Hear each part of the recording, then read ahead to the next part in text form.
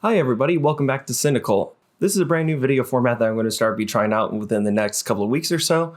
Every single week I'm going to be posting a video in which I talk about a movie, a new show, something I want to talk about. I don't know where the series is going to go. I don't know exactly what to completely do with these videos, but my goal is that I take your feedback and I will evolve and change these videos that go on. Maybe they get higher production quality, maybe I've spent more time editing, or maybe I make the videos longer. It all really depends on what I feel this series should be. It's just kind of going to evolve and change with time. For now, at least, it's just going to be me sitting down in the morning, recording a video, talking about a movie, and having a cup of coffee while I do it.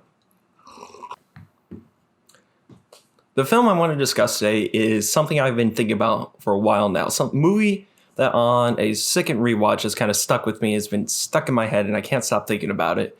And no, I do not mean to do this on purpose. It's another Stanley Kubrick film. This one being not about Jack Nicholson breaking down doors with an axe.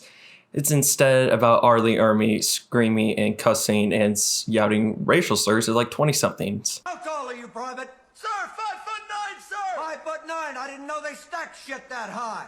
You trying to squeeze an inch in on me somewhere, huh? Sir, no, sir! Bullshit. It looks to me like the best part of you ran down the crack of your mama's ass and ended up as a brown stain on the mattress. Full Metal Jacket is maybe my favorite film about Vietnam. It's not the best film about Vietnam, and it's probably not the most renowned film about Vietnam, but it is definitely a movie that I find incredibly fascinating in the sense that the first time I remember watching the movie, I remember loving the first half of the film. It's specifically defined in two separate chunks. The first half of the movie focuses on the character Private Pyle, and we see him slowly descend into madness until where he's a full-on killing machine, and he eventually shoots his army colonel and himself.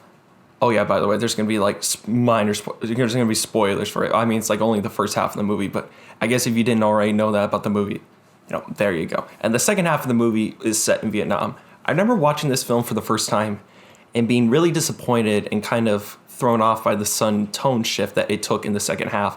I really loved the first half, and while I didn't think the second half was bad, the second half didn't leave that impact of the first one. It's not as memorable, it wasn't as comedic, or as not so much fun, but more so darkly comedic, even though there are elements of that in the second half of the movie. What I found fascinating, though, is on this time around that I enjoyed the first half. I still love it. I still love the training montages, the Arlie Ermy racial slurs, and all the different dialogue and monologues he gives, which he is way too comfortable when discussing certain topics. You suck dicks? Sir, no, sir! Bullshit. I'll bet you could suck a golf ball through a garden hose.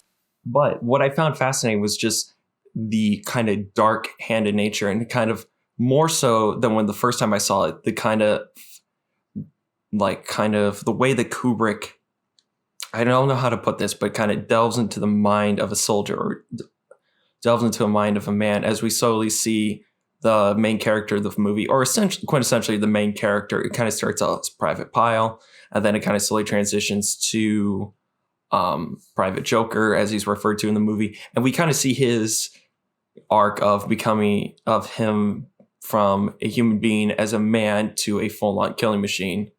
And that arc and that kind of disturbing look into humanity and that kind of darkness that we see him go throughout the entire movie, as we see him become more desensitized to murder and stuff until he...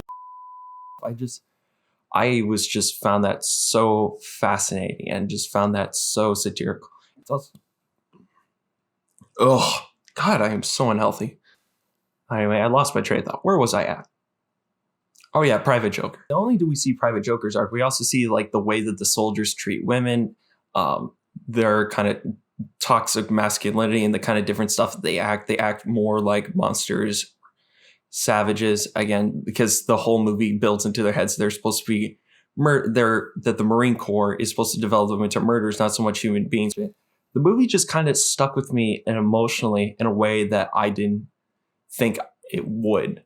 I think it's just since the time I first viewed the film and my second viewing, which, by the way, I now have the 4K Blu-ray, which, cool, want that. The way that the movie stuck with me was darkness. It was a movie I thought about, and I rewatched again the next day. I kind of made, the first time I was in my second time rewatching this, I watched the first half of the film, and then I waited a day. I watched the second half, and then I realized I need to watch both back to back. I need to do it. I need to fully just sit down and immerse myself in this movie again. And so I ended up watching it for a third time. And it's just the themes and the cinematography and the performances and everything. It's fantastic. It's everything that is about up to par with Stanley Kubrick's other films.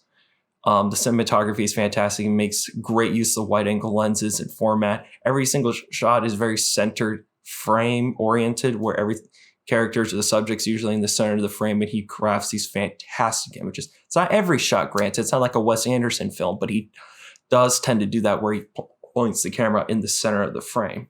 That's where I just put my fingers up. It's definitely not the center of this. That's the center of the frame. Either way, the way that he's able to construct his shots, the way that the actors convey their characters and stuff. Like Arlie Ermy is worth watching the movie alone. Even if you don't like the movie, you can't help but just laugh and enjoy his insane performance. Vincent D'Onofrio is also fantastic. Matthew Good? Is that his name? It's not Matthew Good. No, it's Ozymandias from Watchmen. Whatever the dude's name is, Matthew something. Matthew Modine is great as Private Joker.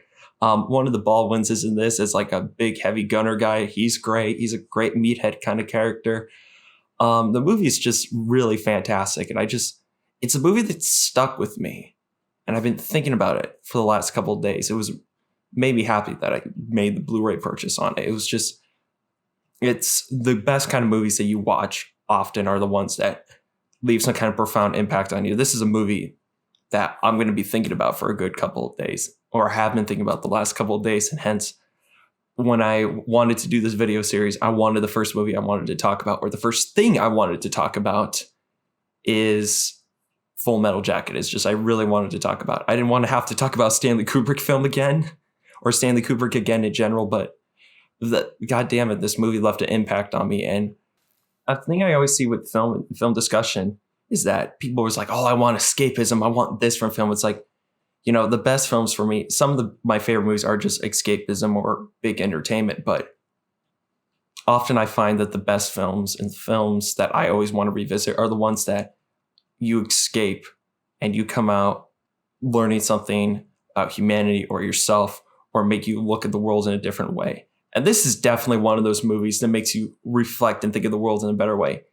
It's a fantastic Vietnam War film. It's no Apocalypse Now per se, but it's an absolute masterpiece. It's a Stanley Kubrick film. It comes standard with his stuff and makes you laugh. Even in moments where you don't want to laugh, you end up laughing anyway.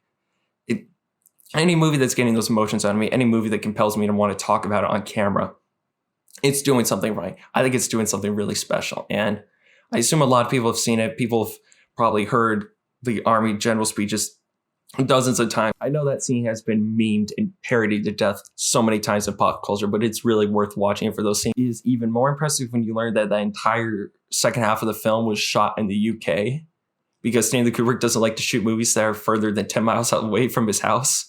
So they shot all that in the UK. They found destroyed buildings that were left over from World War I, and they flew in palm trees to plant them on the ground. And it's just like, you'd be none the wiser that they shot it like that. It's just absolutely incredible. So yeah, this is a fantastic movie.